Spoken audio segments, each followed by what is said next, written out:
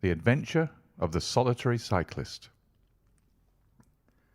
From the years 1894 to 1901 inclusive, Mr. Sherlock Holmes was a very busy man.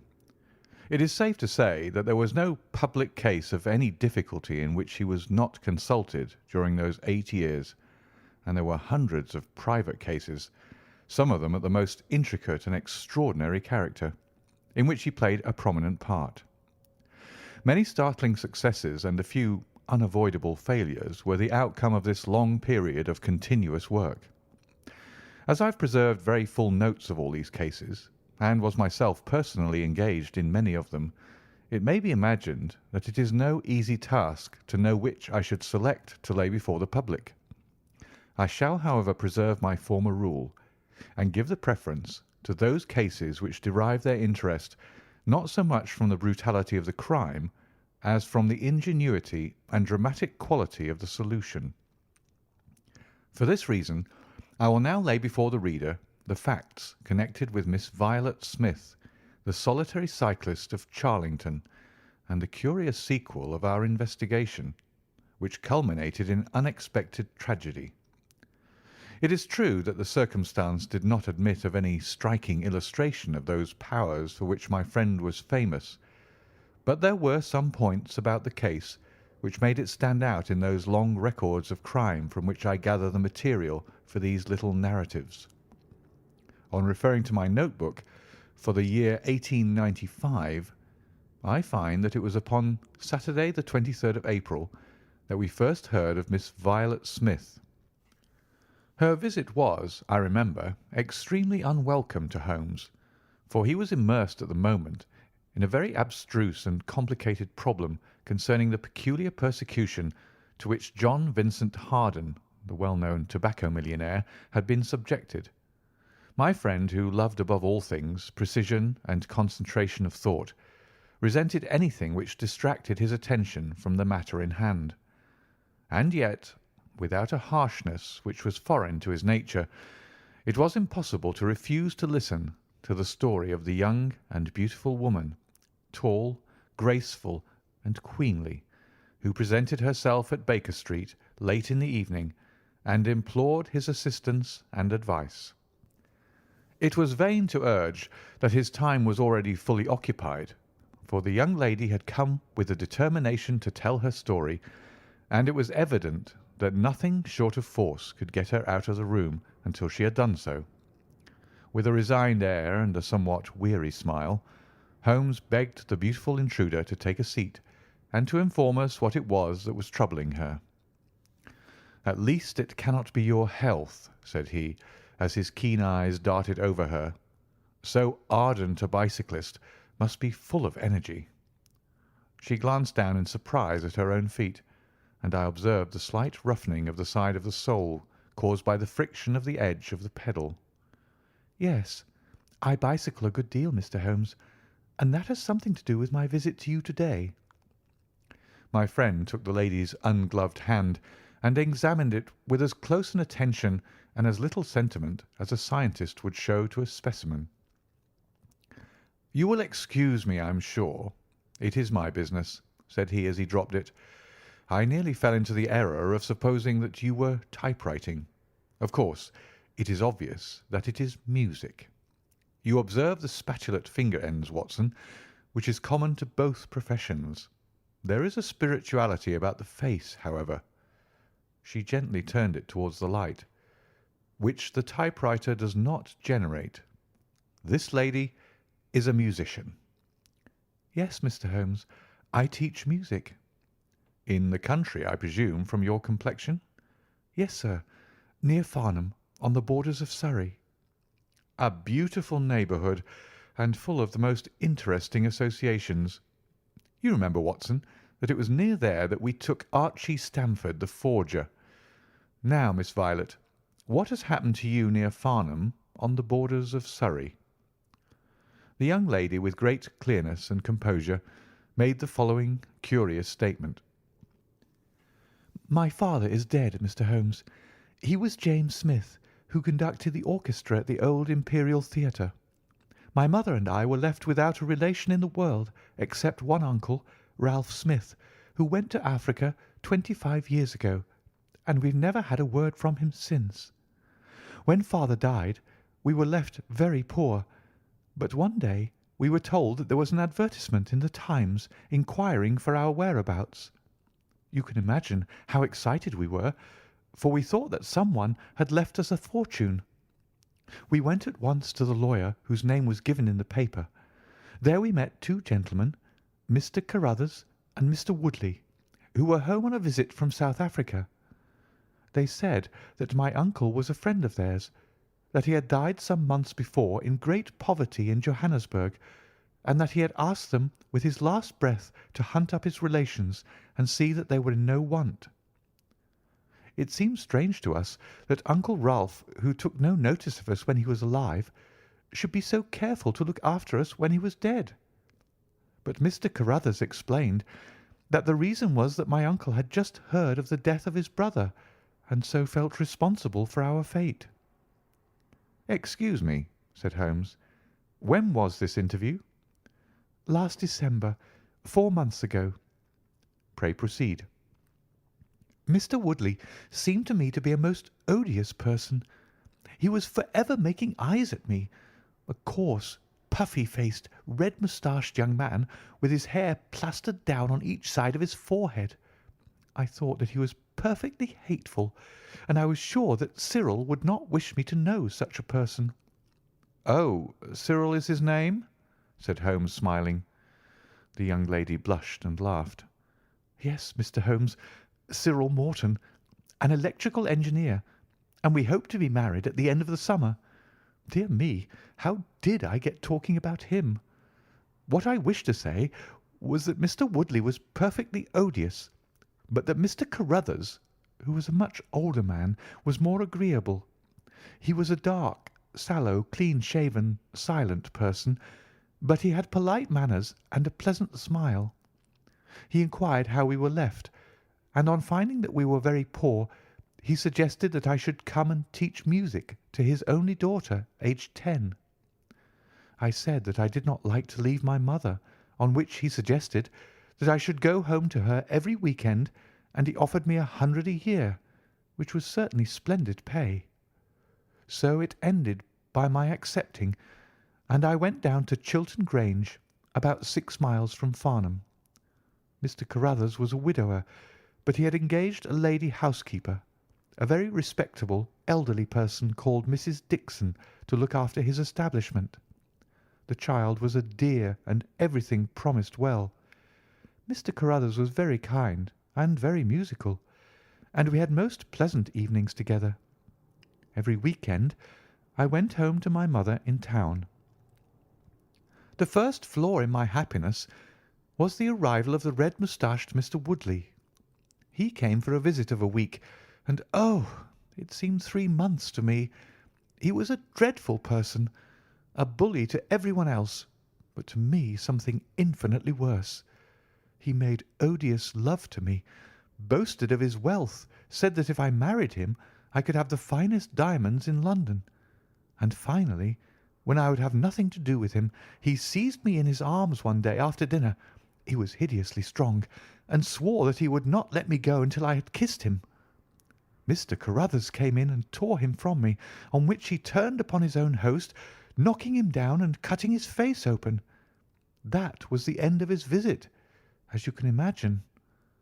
Mr. Carruthers apologized to me next day, and assured me that I should never be exposed to such an insult again. I have not seen Mr. Woodley since.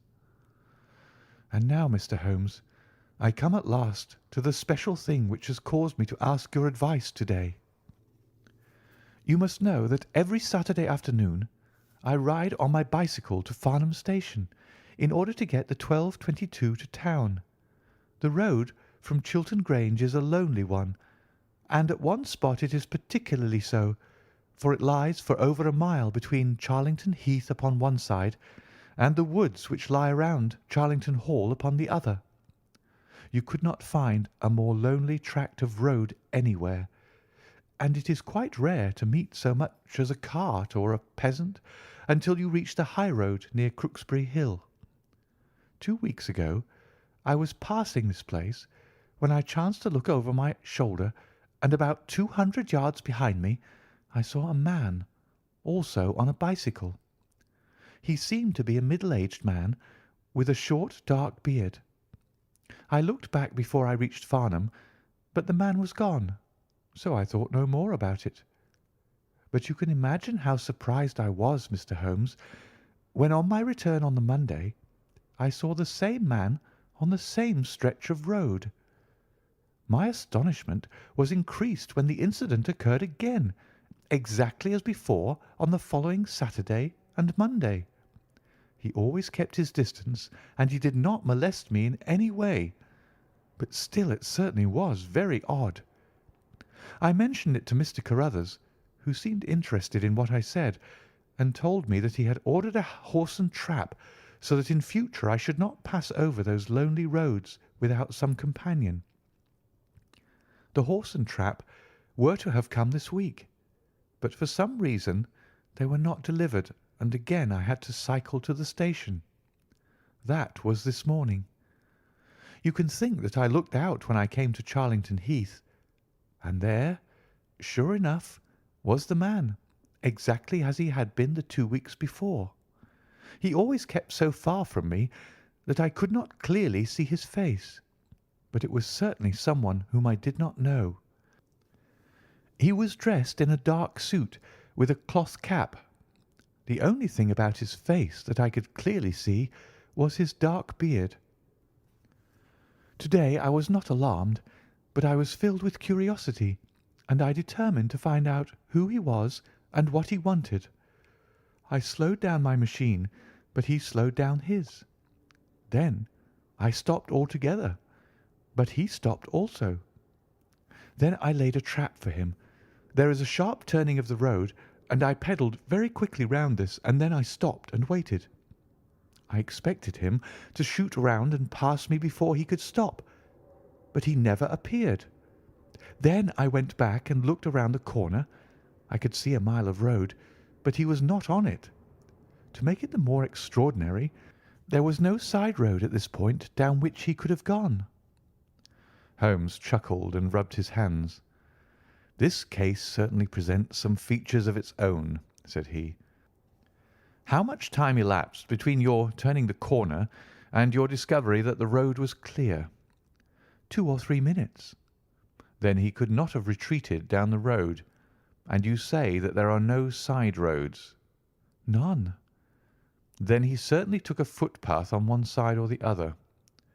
"It could not have been on the side of the heath, or I should have seen him." "So, by the process of exclusion, we arrive at the fact that he made his way toward Charlington Hall, which, as I understand, is situated in its own grounds on one side of the road. Anything else?" "Nothing, Mr. Holmes, save that I was so perplexed that I felt I should not be happy until I had seen you and had your advice." Holmes sat in silence for some little time. "Where is the gentleman to whom you are engaged?" he asked at last. "He is in the Midland Electrical Company at Coventry." "He would not pay you a surprise visit?" "Oh, Mr. Holmes, as if I should not know him." "Have you had any other admirers?" "Several before I knew Cyril." "And since?" "There was this dreadful man Woodley, if you can call him an admirer." "No one else?" Our fair client seemed a little confused. "Who was he?" asked Holmes. "Oh, it may be a mere fancy of mine, but it had seemed to me sometimes that my employer, Mr. Carruthers, takes a great deal of interest in me. We are thrown rather together. I play his accompaniments in the evening. He has never said anything. He is a perfect gentleman. But a girl always knows." "Ha!" Holmes looked grave. "What does he do for a living?" "He is a rich man." "No carriages or horses?" "Well, at least he is fairly well to do, but he goes into the city 2 or 3 times a week. He is deeply interested in South African gold shares." "You will let me know any fresh development, Miss Smith. I am very busy just now, but I will find time to make some inquiries into your case. In the meantime, take no step without letting me know. Good-bye, and I trust that we shall have nothing but good news from you." "It is part of the settled order of nature that such a girl should have followers," said Holmes. He pulled at his meditative pipe. "But for choice not on bicycles in lonely country roads. Some secretive lover beyond all doubt. But there are curious and suggestive details about the case, Watson. That he should appear only at that point. Exactly. Our first effort must be to find who are the tenants of Charlington Hall. Then again, how about the connection between Carruthers and Woodley, since they appear to be men of such a different type? How came they both to be so keen upon looking up Ralph Smith's relations? One more point.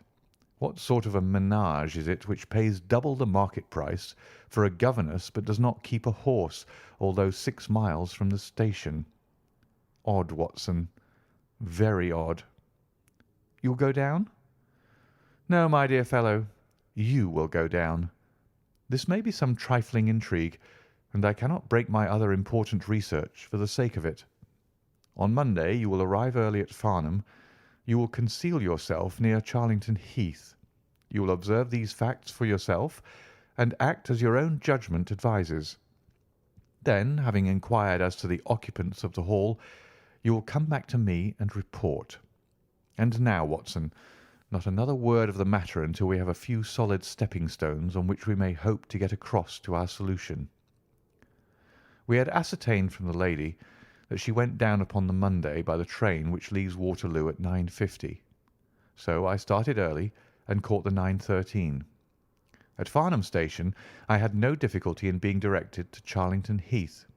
It was impossible to mistake the scene of the young lady's adventure, for the road runs between the open heath on one side and an old yew hedge upon the other, surrounding a park which is studded with magnificent trees. There was a main gateway of a lichen-studded stone, each side pillar surmounted by mouldering heraldic emblems, but besides this central carriage drive I observed several points where there were gaps in the hedge and paths leading through them. The house was invisible from the road, but the surroundings all spoke of gloom and decay. The heath was covered with golden patches of flowering gorse, gleaming magnificently in the light of the bright spring sunshine.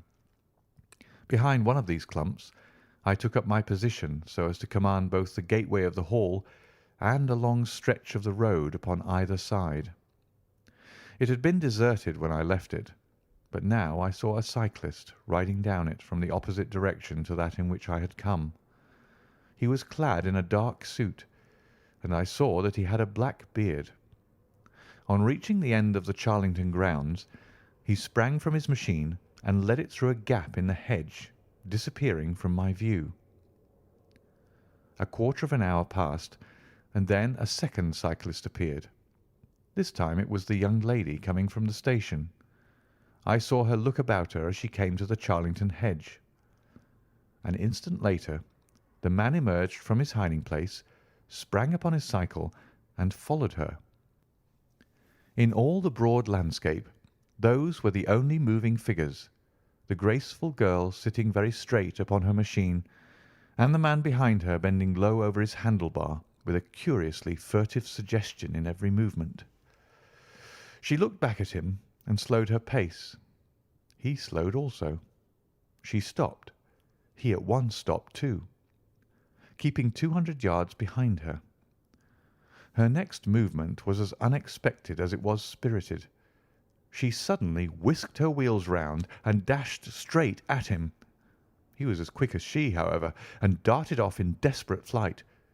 Presently she came back up the road again, her head haughtily in the air, not deigning to take any further notice of her silent attendant. He had turned also, and still kept his distance until the curve of the road hid them from my sight. I remained in my hiding-place, and it was well that I did so, for presently the man reappeared, cycling slowly back. He turned in at the hall gates and dismounted from his machine. For some minutes I could see him standing among the trees. His hands were raised, and he seemed to be settling his necktie. Then he mounted his cycle and rode away from me down the drive towards the Hall. I ran across the heath and peered through the trees.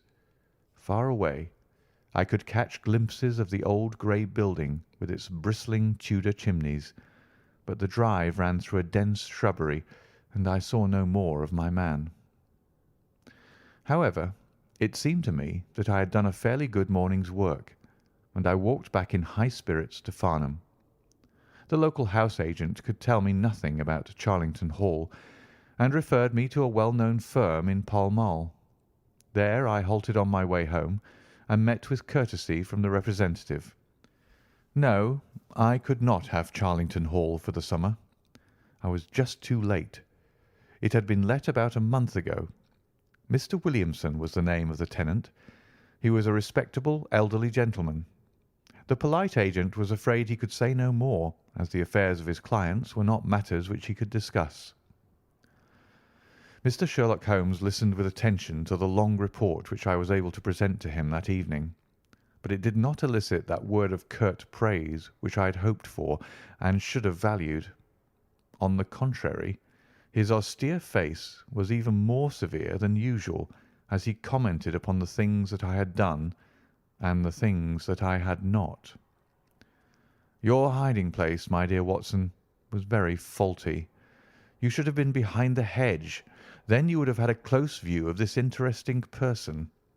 As it is, you were some hundreds of yards away and can tell me even less than Miss Smith.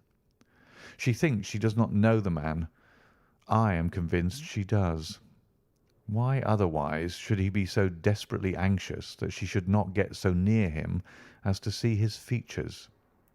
You describe him as bending over the handlebar. Concealment again, you see. You really have done remarkably badly. He returns to the house, and you want to find out who he is. You come to a London house agent? What should I have done? I cried with some heat. Gone to the nearest public house. That is the centre of country gossip. They would have told you every name from the master to the scullery maid. Williamson? It conveys nothing to my mind. If he is an elderly man, he is not this active cyclist who sprints away from that young lady's athletic pursuit. What have we gained from your expedition? The knowledge that the girl's story is true. I never doubted it. That there is a connection between the cyclist and the Hall. I never doubted that either. That the Hall is tenanted by Williamson. Who's the better for that? Well, well, my dear sir, don't look so depressed. We can do little more until next Saturday, and in the meantime I may make one or two inquiries myself. Next morning we had a note from Miss Smith recounting shortly and accurately the very incidents which I had seen, but the pith of the letter lay in the postscript. I am sure that you will respect my confidence, Mr. Holmes, when I tell you that my place here has become difficult, owing to the fact that my employer has proposed marriage to me. I am convinced that his feelings are most deep and most honourable. At the same time, my promise is of course given. He took my refusal very seriously, but also very gently. You can understand, however, that the situation is a little strained. Our young friend seems to be getting into deep waters, said Holmes thoughtfully as he finished the letter. The case certainly presents more features of interest and more possibility of development than I had originally thought. I should be none the worse for a quiet, peaceful day in the country, and I am inclined to run down this afternoon and test one or two theories which I have formed. Holmes's quiet day in the country had a singular termination, for he arrived at Baker Street late in the evening with a cut lip and a discoloured lump upon his forehead, besides a general air of dissipation which would have made his own person the fitting object of a Scotland Yard investigation. He was immensely tickled by his own adventures, and laughed heartily as he recounted them. I get so little active exercise that it is always a treat, said he. You are aware that I have some proficiency in the good old British sport of boxing. Occasionally it is of service. To-day, for example, I should have come to very ignominious grief without it. I begged him to tell me what had occurred. I found that country pub which I had already recommended to your notice, and there I made my discreet inquiries. I was in the bar, and the garrulous landlord was giving me all that I wanted. Williamson is a white-bearded man, and he lives alone, with a small staff of servants, at the Hall. There is some rumour that he is or has been a clergyman, but one or two incidents of his short residence at the Hall struck me as peculiarly unecclesiastical. I have already made some inquiries at a clerical agency, and they tell me that there was a man of that name in orders, whose career has been a singularly dark one. The landlord further informed me that there are usually week-end visitors, a warm lot, sir, at the Hall, and especially one gentleman with a red moustache, Mr. Woodley by name, who was always there.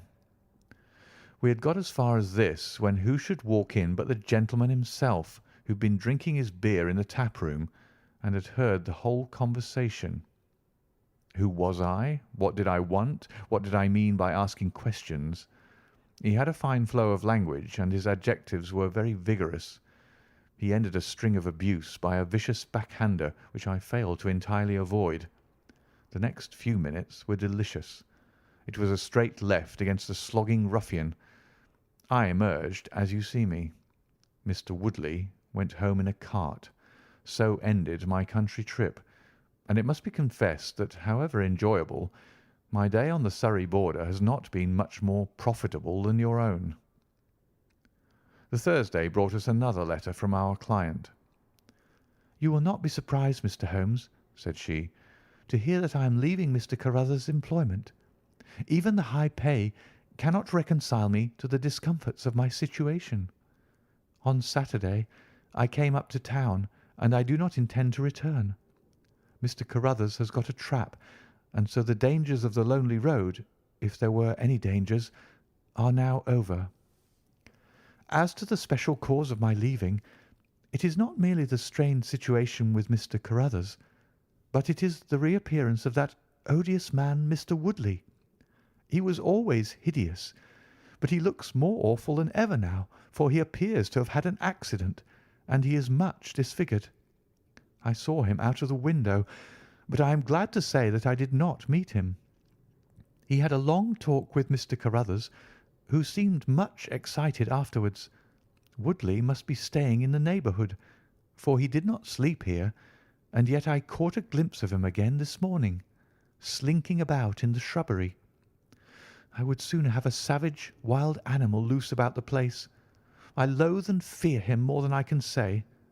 How can Mr. Carruthers endure such a creature for a moment? However, all my troubles will be over on Saturday."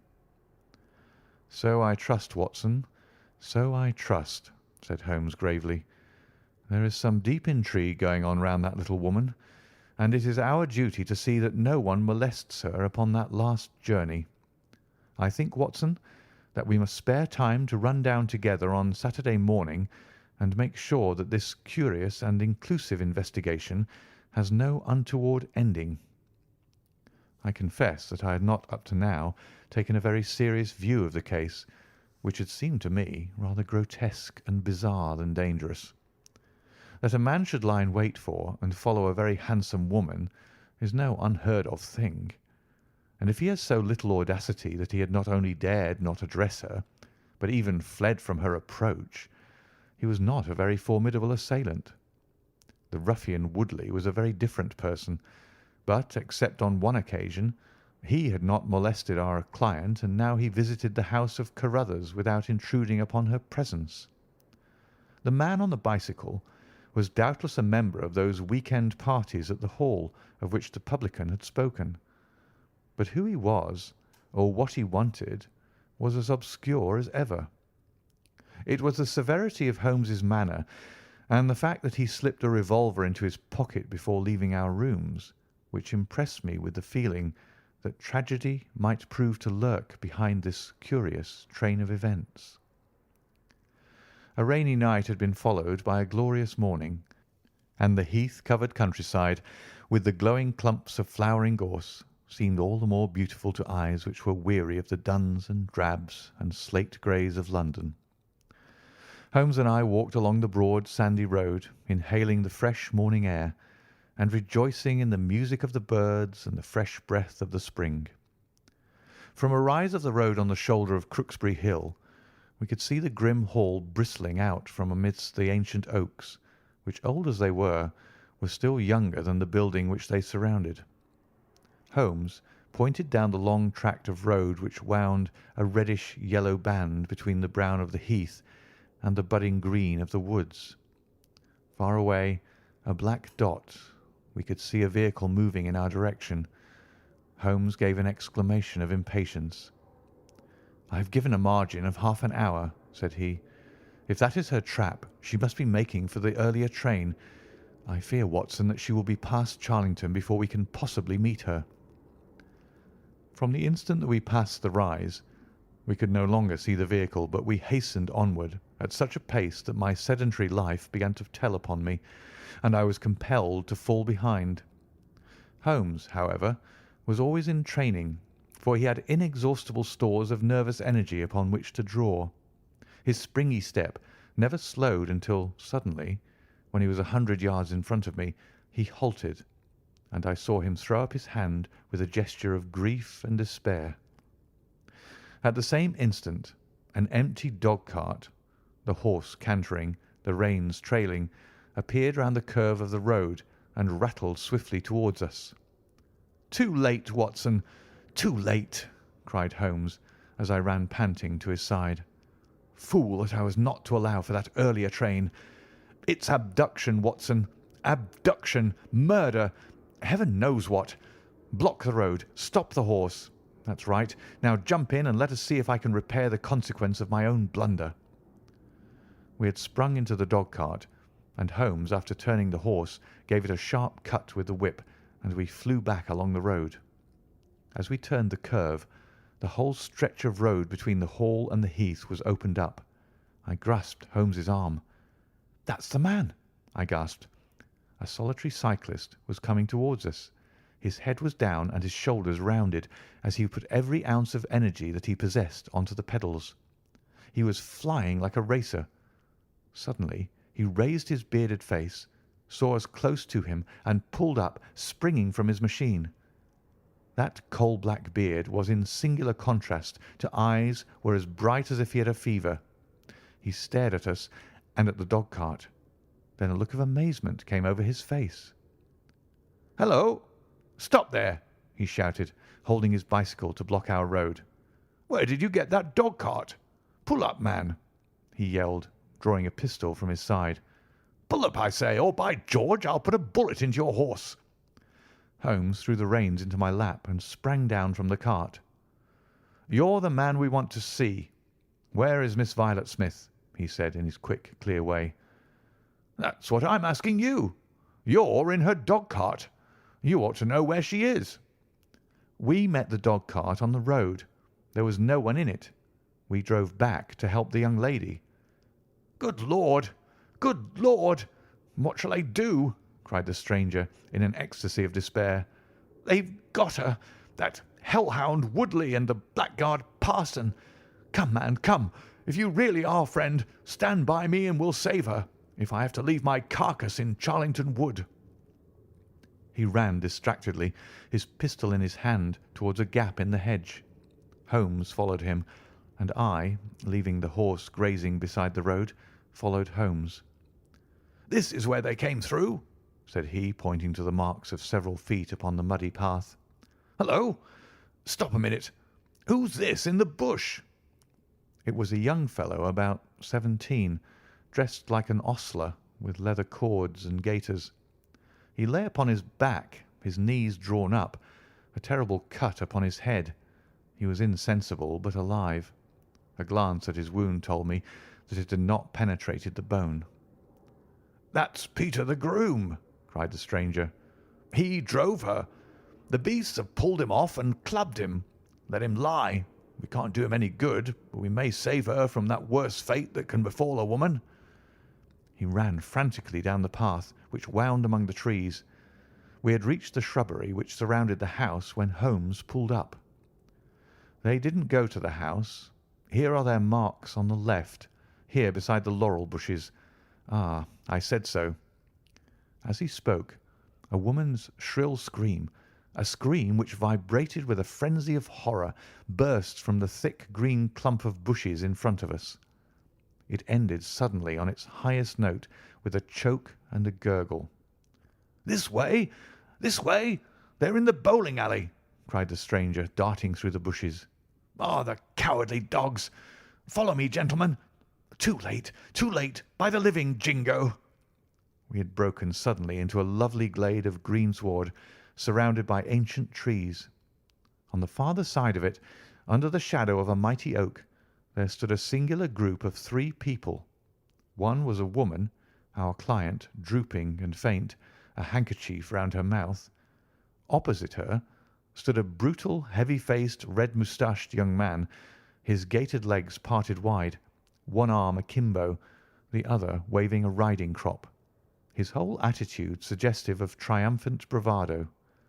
Between them, an elderly, grey-bearded man, wearing a short surplice over a light tweed suit, had evidently just completed the wedding service, for he pocketed his prayer book as we appeared and slapped the sinister bridegroom upon the back in jovial congratulation. "They're married!" I gasped. "Come on!" cried our guide. "Come on!" He rushed across the glade, Holmes and I at his heels. As we approached, the lady staggered against the trunk of the tree for support. Williamson, the ex-clergyman, bowed to us with mock politeness, and the bully Woodley advanced with a shout of brutal and exultant laughter. "You can take your beard off, Bob," said he. "I know you right enough. Well, you and your pals have just come in time for me to be able to introduce you to Mrs. Woodley." Our guide's answer was a singular one. He snatched off the dark beard which had disguised him and threw it on the ground, disclosing a long, sallow, clean-shaven face below it. Then he raised his revolver and covered the young ruffian who was advancing upon him with his dangerous riding crop swinging in his hand. "Yes," said our ally, "I am Bob Carruthers, and I'll see this woman righted if I had to swing for it. I told you what I'd do if you molested her, and by the Lord I'll be as good as my word." "You're too late. She's my wife." "No, she's your widow." His revolver cracked, and I saw the blood spurt from the front of Woodley's waistcoat. He spun round with a scream and fell upon his back, his hideous red face turning suddenly to a dreadful mottled pallor. The old man, still clad in his surplice, burst into such a string of foul oaths as I have never heard, and pulled out a revolver of his own. But before he could raise it, he was looking down the barrel of Holmes's weapon. "Enough of this," said my friend coldly. "Drop that pistol. Watson, pick it up. Hold it to his head. Thank you. You, Carruthers, give me that revolver. We'll have no more violence. Come, hand it over." "Who are you, then?" "My name's Sherlock Holmes." "Good Lord!" "You've heard of me, I see. I will represent the official police until their arrival. Here, you," he shouted to a frightened groom who had appeared at the edge of the glade. "Come here. Take this note as hard as you can ride to Farnham." He scribbled a few words upon a leaf from his notebook. "Give it to the superintendent at the police station. Until he comes, I must detain you all under my personal custody." The strong, masterful personality of Holmes dominated the tragic scene, and all were equally puppets in his hands. Williamson and Carruthers found themselves carrying the wounded Woodley into the house, and I gave my arm to the frightened girl. The injured man was laid on his bed, and at Holmes's request I examined him. I carried my report to where he sat in the old tapestry-hung dining-room with his 2 prisoners before him. "He will live," said I. "What?" cried Carruthers, springing out of his chair. "I'll go upstairs and finish him first. Do you tell me that that angel is to be tied to Roaring Jack Woodley for life?" "You need not concern yourself about that," said Holmes. "There are 2 very good reasons why she should, under no circumstances, be his wife. In the first place, We are very safe in questioning Mr. Williamson's right to solemnize a marriage." "I have been ordained," cried the old rascal. "And also unfrocked." "Once a clergyman, always a clergyman." "I think not. How about the licence?" "We had a licence for the marriage. I have it here in my pocket." "Then you got it by trick. But in any case, a forced marriage is no marriage, but it is a very serious felony, as you will discover before you have finished. You'll have time to think the point out during the next 10 years or so, unless I'm mistaken. As to you, Carruthers, you would have done better to keep your pistol in your pocket." "I begin to think so, Mr. Holmes. But when I thought of all the precaution I had taken to shield this girl, for I loved her, Mr. Holmes, and it is the only time that ever I knew what love was, it fairly drove me mad to think that she was in the power of the greatest brute and bully in South Africa, a man whose name is a holy terror from Kimberley to Johannesburg. Why, Mr. Holmes, you will hardly believe it, but ever since that girl has been in my employment, I never once let her go past this house, where I knew the rascals were lurking, without following her on my bicycle, just to see that she came to no harm. I kept my distance from her, and I wore a beard so that she should not recognize me, for she is a good and high-spirited girl, and she wouldn't have stayed in my employment long if she had thought that I was following her about the country roads." "Why didn't you tell her of her danger?" "Because then, again, she would have left me, and I couldn't bear to face that. Even if she couldn't love me, it was a great deal to me just to see her dainty form about the house and to hear the sound of her voice." "Well," said I, "you call that love, Mr. Carruthers, but I should call it selfishness." "Maybe the two things go together. Anyhow, I couldn't let her go. Besides, with this crowd about, it was well that she should have someone near to look after her. Then, when the cable came, I knew they were bound to make a move." "What cable?" Carruthers took a telegram from his pocket. "That's it," said he. It was short and concise. "The old man is dead." Said Holmes.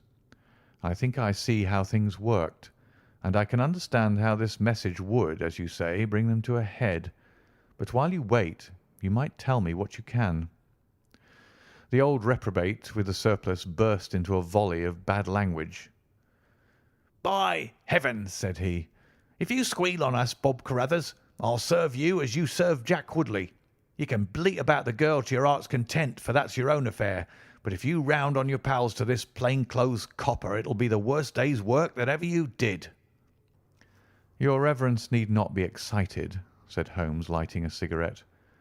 "The case is clear enough against you, and all I ask is a few details for my private curiosity. However, if there's any difficulty in your telling me, I'll do the talking, and then you will see how far you have a chance of holding back your secrets. In the first place, 3 of you came from South Africa on this game. You, Williamson, you, Carruthers, and Woodley." "Lie number 1," said the old man. "I never saw either of them until 2 months ago, and I've never been in Africa in my life. So you can put that in your pipe and smoke it, Mr. Busybody Holmes." "What he says is true," said Carruthers. "Well, well, 2 of you came over. His reverence is our own home-made article. You had known Ralph Smith in South Africa. You had reason to believe he would not live long. You found out that his niece would inherit his fortune. How's that, eh?" Carruthers nodded, and Williamson swore. "She was next of kin, no doubt, and you were aware that the old fellow would make no will." "Couldn't read or write," said Carruthers. "So you came over, the 2 of you, and hunted up the girl. The idea was that one of you was to marry her and the other have a share of the plunder. For some reason, Woodley was chosen as the husband. Why was that?" "We played cards for her and on the voyage, and he won." "I see. You got the young lady into your service, and there Woodley was to do the courting. She recognised the drunken brute that he was, and would have nothing to do with him. Meanwhile, Your arrangement was rather upset by the fact that you had yourself fallen in love with the lady. You could no longer bear the idea of this ruffian owning her." "No, by George, I couldn't." "There was a quarrel between you. He left you in a rage and began to make his own plans independently of you." "It strikes me, Williamson, there isn't very much that we can tell this gentleman," cried Carruthers with a bitter laugh. "Yes, we quarrelled, and he knocked me down. I am level with him on that, anyhow. Then I lost sight of him. That was when he picked up with this outcast padre here. I found that they had set up housekeeping together at this place on the line that she had to pass for the station. I kept my eye on her after that, for I knew there was some devilry in the wind. I saw them from time to time, for I was anxious to know what they were after. 2 days ago, Woodley came up to my house with this cable which showed that Ralph Smith was dead. He asked me if I would stand by the bargain. I said I would not. He asked me if I would marry the girl myself and give him a share. I said I would willingly do so, but that she would not have me. He said, 'Let us get her married first, and after a week or two she may see things a bit different.' I said I'd have nothing to do with violence. So he went off cursing like the foul-mouthed blackguard that he was, and swearing that he would have her yet. She was leaving me this week-end, and I had got a trap to take her to the station, but I was so uneasy in my mind that I followed her on my bicycle. She'd got a start, however, and before I could catch her, the mischief was done. The first thing I knew about it was when I saw you two gentlemen driving back in her dog-cart." Holmes rose and tossed the end of his cigarette into the grate. "I have been very obtuse, Watson," said he. "When in your report you said that you had seen the cyclist, as you thought, arrange his necktie in the shrubbery, that alone should have told me all. However, we may congratulate ourselves upon a curious and, in some respects, a unique case. I perceive 3 of the county constabulary in the drive, and I am glad to see that the little ostler is able to keep pace with them, so it is likely that neither he nor the interesting bridegroom will be permanently damaged by their morning's adventures. I think, Watson, that in your medical capacity you might wait upon Miss Smith and tell her that if she is sufficiently recovered, we shall be happy to escort her to her mother's home. If she is not quite convalescent, you will find that a hint that we were about to telegraph to a young electrician in the Midlands would probably complete the cure. As to you, Mr. Carruthers, I think that you have done what you could do to make amends for your share in an evil plot. There is my card, sir, and if my evidence can be of help in your trial, it shall be at your disposal. In the whirl of our incessant activity, it has often been difficult for me, as the reader has probably observed, to round off my narratives and to give those final details which the curious might expect. Each case has been the prelude to another, and the crisis once over, the actors have passed for ever out of our busy lives.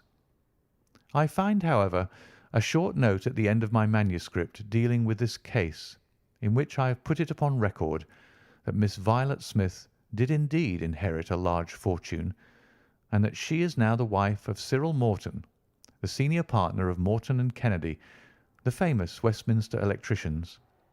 Williamson and Woodley were both tried for abduction and assault, the former getting 7 years, the latter 10.